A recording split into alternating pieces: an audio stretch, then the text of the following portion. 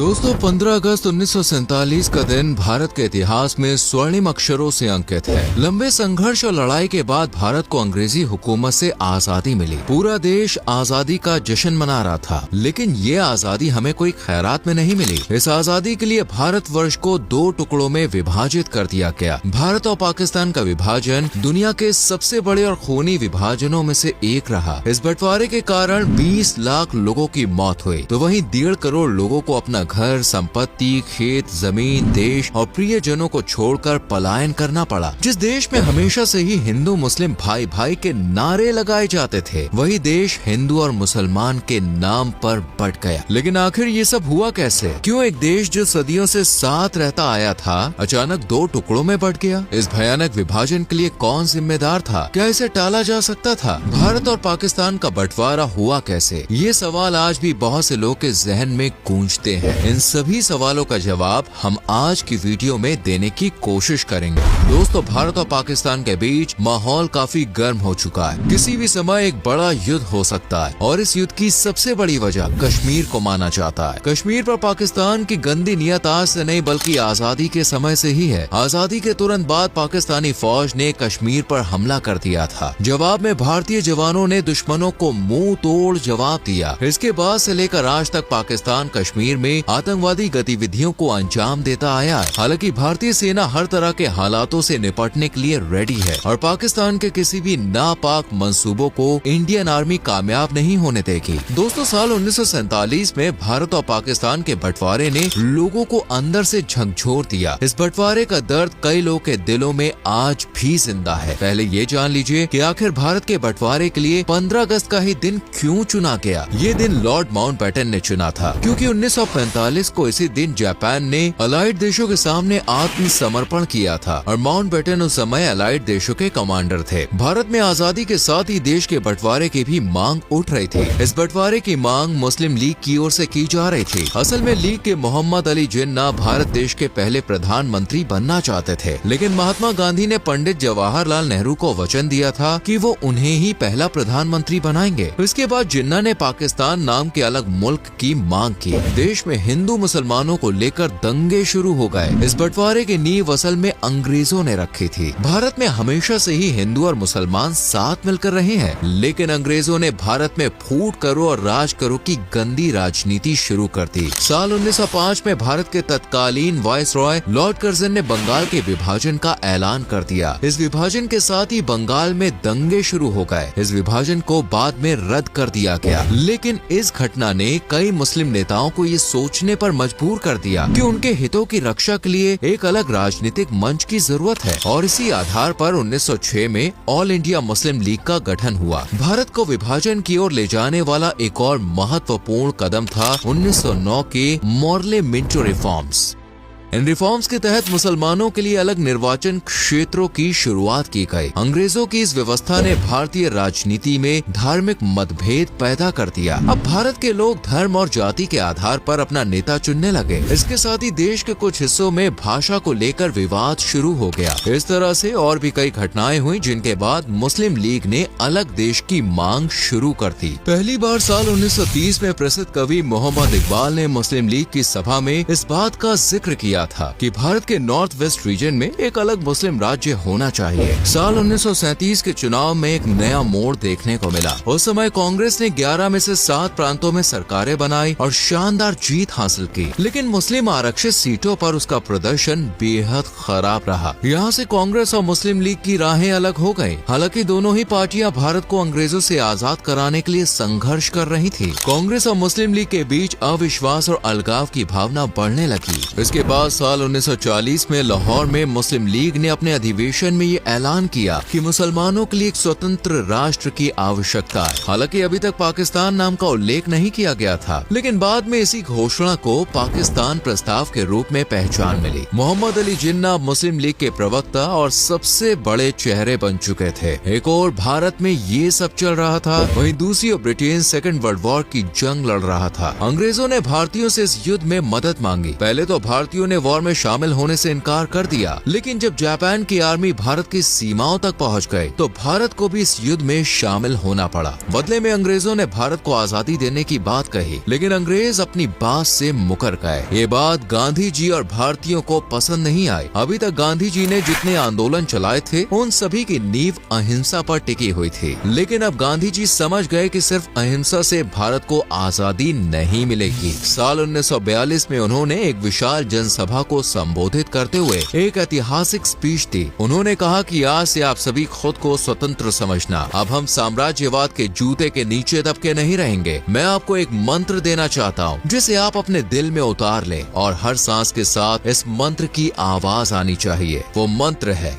Do और die, यानी कि करो या मरो। अब हम या तो भारत को आजाद कराएंगे या अपनी जान दे देंगे। इस तरह से गांधी जी ने क्विट इंडिया मूवमेंट की हुंकार भरी। भारत में क्विट इंडिया मूवमेंट ने ब्रिटिशर्स की कमर तोड़ दी। इससे खुंदस खाकर अंग्रेजों ने भारत के तमाम बड़े लीडर्स को गिरफ्तार कर लिया। 24 घंटे के भीतर ही गांधी जी, जवाहरलाल नेहरू, सरदार पटेल जी को गिरफ्तार कर लिया गया। साथ ही ब्रिटिशर्स ने कांग्रेस पार्टी को गैर संवैधानिक घोषित कर दिया। अब भारत के आम लोग भी देश को आजाद कराने के लिए अपना सब कुछ दांव पर लगाने को तैयार थे। क्विट इंडिया मूवमेंट के दौरान एक 71 वर्ष की महिला मतंगिनी हाजरा 6000 लोगों की रैली को लीड कर रही थी। वो एक पुलिस स्टेशन की ओर कूच कर रही होती है कि तभी उनके ऊपर 3 गोली चला दी जाती है और वंदे मातरम कहते हुए वो अपने प्राण त्याग देती है। इतिहास में उनका नाम गांधी बुरी के नाम से दर्ज है। इस तरह न जाने कितने क्रांतिवीरों और वीरांगनाओं ने देश की आजादी के लिए अपने प्राण न्यौछावर कर दिए थे।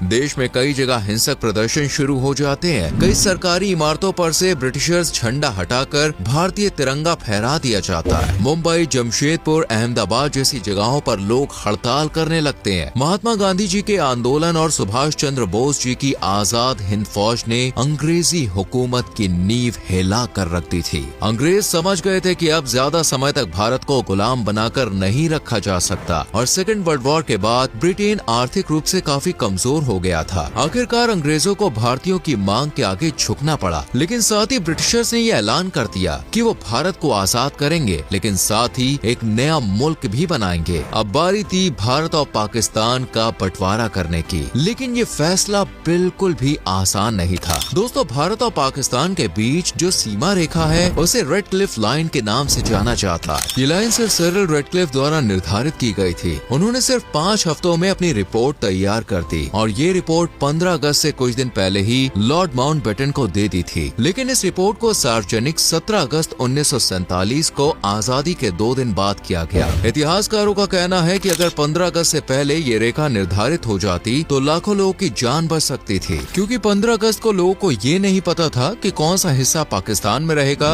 और कौन सा हिस्सा भारत में। इस बात को लेकर हिंदू मुसलमानों के बीच दंगे हो रहे थे। भारत और पाकिस्तान के बंटवारे के दौरान 1.5 करोड़ लोगों को अपना घर छोड़ना पड़ा। हिंदू और मुसलमानों के बीच दंगों के कारण लगभग 20 लाख लोगों की जान चली गई थी। सीमा के दोनों ओर खूनी संघर्ष चल रहा था। भारत और पाकिस्तान का बंटवारा बिल्कुल भी आसान नहीं था। दोनों देशों के पानी, नदियां, नहरें, संपत्ति, जमीन जायदाद का ही बंटवारा नहीं हुआ, बल्कि साइकिल, टेबल, कुर्सियां, किताबें, टाइपराइटर और स्टेशनरी के सामान जैसी चीजों को लेकर भी हंगामा हुआ था। भारत के हिस्से में अचल संपत्ति का 82% हिस्सा आया और अचल संपत्ति को 80:20 के अनुपात में डिवाइड किया गया। जिस समय भारत और पाकिस्तान का विभाजन हो रहा था तो कुछ मुसलमानों ने ये मांग रखी कि ताजमहल पाकिस्तान का हिस्सा होना चाहिए, क्योंकि ये एक मुस्लिम शासक द्वारा बनवाया गया था। लेकिन इस मामले को बहुत ज्यादा तूल नहीं मिला और ऐसी मांग को अनसुना कर दिया गया। वहीं भारत के कुछ हिंदू विद्वानों ने कहा था कि सिंधु नदी से ही हिंदुस्तान की उत्पत्ति हुई है। सिंधु नदी हिंदुओं की आस्था का प्रतीक है और बंटवारे के समय ये नदी हिंदुस्तान में ही रहनी चाहिए। हिंदू पंडितों की इस बात पर भी बहुत ज्यादा ध्यान नहीं दिया गया और रेड क्लिफ लाइन खींची जाने के बाद सिंधु नदी का ज्यादातर हिस्सा पाकिस्तान में चला गया। दोस्तों, पाकिस्तान और हिंदुस्तान दोनों ही 15 अगस्त को आजाद हुए थे, लेकिन पाकिस्तान फिर भी अपना स्वतंत्रता दिवस 14 अगस्त को मनाता है। कहा जाता है कि भारत के अंतिम viceroy Lord Louis Mountbatten को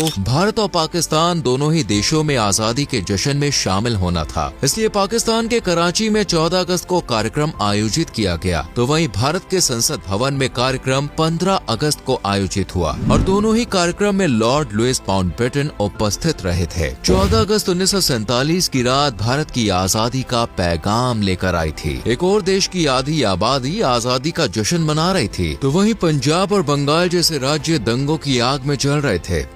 14 अगस्त की रात को भारत के इतिहास में काली रात का दर्जा भी प्राप्त है, क्योंकि यही वो दिन था जब अखंड भारत 2 हिस्सों में बंट गया था। आजादी के जश्न में महात्मा गांधी शामिल नहीं हुए थे। असल में उस समय गांधी जी बंगाल में अनशन कर रहे थे। महात्मा गांधी जी ने कहा कि इतनी हिंसा के बाद जो आजादी मिल रही है, इस आजादी की कल्पना मैंने नहीं की थी। ये तो सत्ता के लालची लोगों द्वारा ली गई आजादी है, और जहाँ हमारे देश के 2 भाई आपस में लड़ रहे हो और देश बट रहा हो, वहाँ मैं किसी भी प्रकार का जश्न कैसे मना सकता हूँ। आपको जान के हैरानी होगी कि पाकिस्तान जब आजाद हुआ था तो उस देश के पास अपनी कोई करेंसी नहीं थी। पाकिस्तान की सरकार ने भारतीय रुपयों पर अपनी मुहर लगाई और 1 साल तक भारतीय रुपयों का इस्तेमाल ही पाकिस्तान में होता रहा। सन 1948 में पाकिस्तान ने पाकिस्तानी रुपए की छपाई शुरू की। आजादी के वक्त भारत का बंटवारा हुआ था और ये तय हुआ था कि भारत पाकिस्तान को 75 करोड़ रुपए की आर्थिक सहायता प्रदान करेगा। 20 करोड़ रुपए भारत पहले ही पाकिस्तान को दे चुका था और पाकिस्तान को जैसे ही पैसा मिला, उसने भारत के हिस्से वाले कश्मीर पर हमला कर दिया था। इसके विरोध में भारत के प्रधानमंत्री जवाहरलाल नेहरू, सरदार पटेल और अन्य कई बड़े नेताओं ने तय किया कि वो बाकी के 55 करोड़ रुपए पाकिस्तान को नहीं देंगे। इस फैसले के विरोध में महात्मा गांधी 13 जनवरी सन 1948 के दिन अनशन पर बैठ गए। ये महात्मा गांधी जी के जीवन का अंतिम अनशन था। महात्मा गांधी जी के अनशन के आगे भारत के नेताओं को और सरकार को झुकना पड़ा और पाकिस्तान को बचे हुए 55 करोड़ रुपए दे दिए गए। गांधी जी के इस फैसले का भारत में कई लोगों ने विरोध किया। इसी बात से आक्रोशित होकर नाथूराम गोडसे ने 30 जनवरी को गांधी जी की गोली मारकर हत्या कर दी। तो दोस्तों, ये थी भारत और पाकिस्तान के बंटवारे की पूरी कहानी। वीडियो को लाइक और शेयर करके